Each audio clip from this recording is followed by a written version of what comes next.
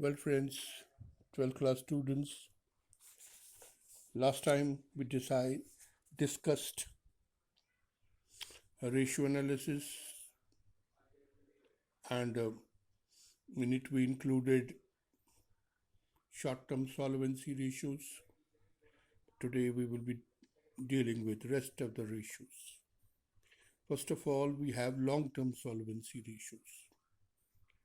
Well, as far as long-term solvency is concerned, it shows the financial soundness of any business in the long run. These ratios are also known as leverage ratios or capital structure ratios.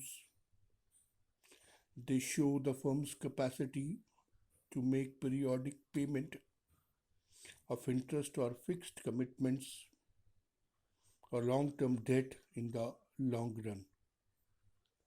So we include in them debt equity ratio, total assets to debt ratio, or it is also known as solvency ratio, and proprietary ratio. As far as debt equity ratio is concerned, it establishes the relationship between long-term debt and shareholders funds. जहाँ तक ताल्लुक है date का, उसमें हम इसमें long term borrowings लेते हैं और लॉन्ग टर्म प्रोविजंस का इंक्लूड करते हैं, और फिर हम शेयर होल्डर्स फंड्स को भी इसमें इंक्लूड करते हैं. दोनों का डिवीजन करके हम डेट इक्विटी रेशियो निकालते हैं.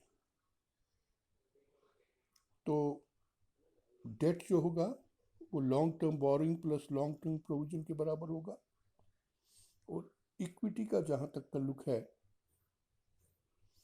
और शेयर होल्डर्स फंड्स का जहां तक ताल्लुक है वो बराबर होगा share capital plus reserves and surpluses minus fictitious assets. दोनों का डेट अपॉन इक्विटी करके जो रेशियो निकलेगा that will debt equity ratio. तो जहाँ तक इंटरप्रिटेशन का ताल्लुक है, लो रेशियो अगर होगा तो normally use of more equity than debt होगा, और लार्जर सेफ्टी के लिए इम्पॉर्टेंट है ओनर इक्विटी जो है, जो मार्जिन ऑफ सेफ्टी मानी जाती है बाय क्रेडिटर्स. तो it's important that as far as this ratio is concerned, that we should always include in this ratio margin of safety from creditor's point of view. Next is total assets to debt ratio. Well, as far as this ratio is concerned, it establishes the relationship between long-term debts with total assets. यानी जहाँ तक total assets का ताल्लुक है उसमें non current आ जाते हैं, intangible आ जाएंगे, इन्वेस्टमेंट्स नॉन करंट आ जाएंगी, लॉन्ग टर्म लोन आ जाएगा, करंट एसेट्स आ जाएंगे, inventories, trade receivables, cash equivalents, short term loans और बाकी करंट एसेट्स भी आएंगे, और डेट में long term borrowings plus long term provision आ जाएगा. तो दोनों का डिवीजन करेंगे and we will get total debt to total assets to debt ratio. Higher ratio का मतलब होता है हायर सिक्योरिटी, और कम होगा तो रिस्की होगी सिक्योरिटी. तो in general we can say that calculation of total assets to debt ratio is equivalent to total assets upon long term debts. Long term debts में क्या आता है मैंने बता दिया, long term borrowings plus long term provision plus debentures. Well, next है proprietary ratio. दो relationship बताता है प्रोप्राइटर फंड और टोटल एसेट्स का. वेल, प्रोप्राइटर फंड या शेयर होल्डर फंड्स को टोटल एसेट से डिवाइड किया जाता है और 50% जो है ये अच्छा या सेटिस्फैक्ट्री माना जाता है। तो जहाँ तक ताल्लुक है इसमें प्रोप्राइटर फंड्स का,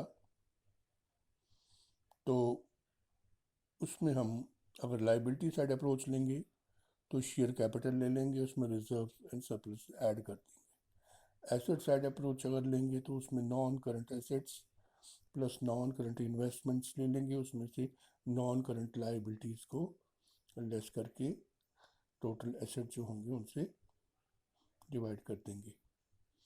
तो नॉर्मली टोटल एसेट जो होंगे नॉन करंट एसेट्स और करंट एसेट्स होंगे। उसके बाद हमारा आ जाता है एक्टिविटी रेशियोज। अब एक्टिविटी या टर्नओवर रेशियोज जो है दे show the efficiency of a concern. उसके लिए हम स्टॉक टर्नओवर रेशियो निकालते हैं, जिसमें cost of goods sold upon average stock का फॉर्मूला हम यूज़ करते हैं। इसके अलावा हम debtor turnover, creditor turnover, average collection period, average payment period निकालते हैं इसमें। तो उसमें हम फॉर्मूलाज का जितने भी फॉर्मूली हैं उनका यूज़ करके कैलकुलेशन करते हैं। फिर फाइनली हम ग्रॉस प्रॉफिट रेशियो या प्रॉफिटेबिलिटी रेशियोज निकालते हैं, जो प्रॉफिट की परसेंटेज बताते हैं। उसमें ग्रॉस प्रॉफिट रेशियो निकाला जाता है, gross profit upon net sales लेके या रेवेन्यू फ्रॉम ऑपरेशन इनटू 100 लेके तो higher the profit the better it is. फिर हम net profit ratio, net profit को सेल से डिवाइड करके इनटू 100 कर देते हैं। इसके अलावा हम ऑपरेटिंग प्रॉफिट रेशियो भी निकालते हैं इसमें, जिसमें operating profit upon net sales लेते हैं। ऑपरेटिंग प्रॉफिट, नेट प्रॉफिट में हम नॉन ऑपरेटिंग एक्सपेंसेस ऐड करते हैं और नॉन ऑपरेटिंग इनकम्स लेस करते हैं। तो इसी ढंग से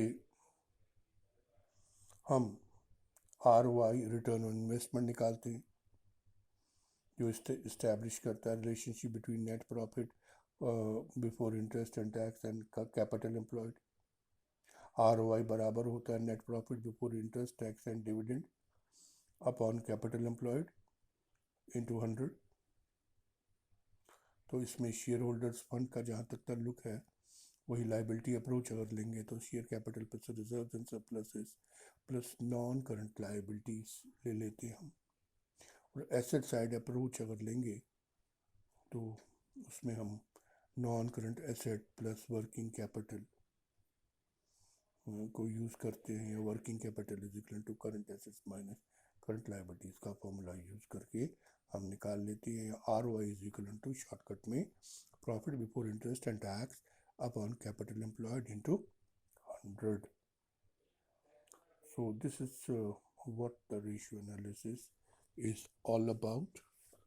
I think it must have been a better lecture for you next time with the next lecture. Thank you.